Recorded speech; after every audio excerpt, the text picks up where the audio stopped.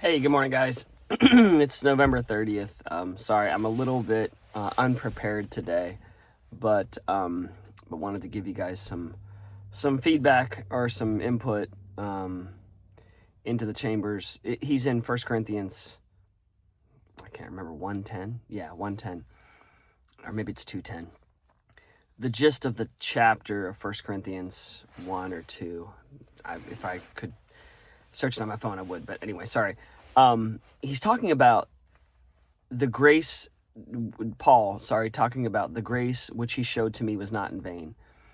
And I think that's a really important concept to grasp, because I think a couple things.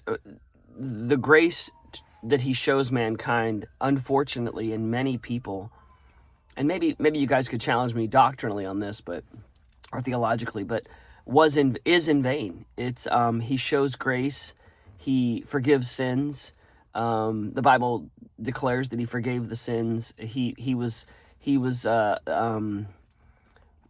sacrificial lamb for the sins of the world, for all the sins of the world, which means that he paid the price for all sin. But only some receive that grace that he showed to the world, and accept the redemption of sin. And so that grace which he showed me was not in vain, Paul says. And so what he's saying is, I take the grace that was shown to me and the rest of the world, I receive it, and I realize that it's this untappable well of grace, that it's just dependent on me to receive it, to tap into it, to fulfill his purposes in my life with the grace that he has shown me. Anyway, that said, I think, first of all, the opposite can be true, that we can take the grace in vain. And so let us not do that. The second thing Chambers talks about, is humility before men, expressed before men. Sometimes the humility we express before men can be defiance shown to God. And I think that was a really interesting point that I picked up as I read this, is we have to be really careful that when we, the example Chambers uses is, I'm not a saint. Oh, I'm not a saint. And what that does is that actually, that contradicts what Scripture says about us. What makes a saint? What makes a saint is someone who is holy. Well, we know we are all sinful creatures from birth. So what makes a saint? A holy man? A holy man can only be made holy by the grace of God through the redemptive work of the cross. So I think once we receive and accept the redemption of the cross, we are saints.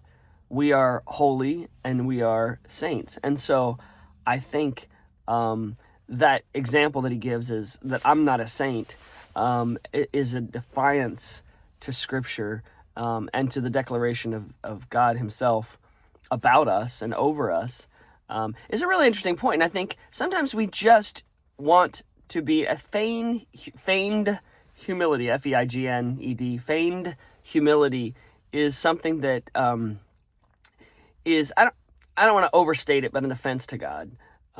This idea that, oh no, not me. And I think the expression that we've used before, and I think we need to remember this expression, why not me? Why not here? Why not now? Why not this church? Why not my family? Why not my life? Why not? Why not? Why wouldn't God be able to use me? And so I think that's something that we should be careful of, not to be humble before men and defiant to God and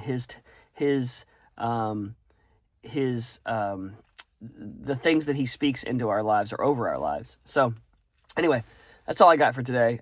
Sorry I wasn't more prepared. These have become more challenging as my life gets busier, but I wanted to make sure I got this up there. You guys have an awesome day.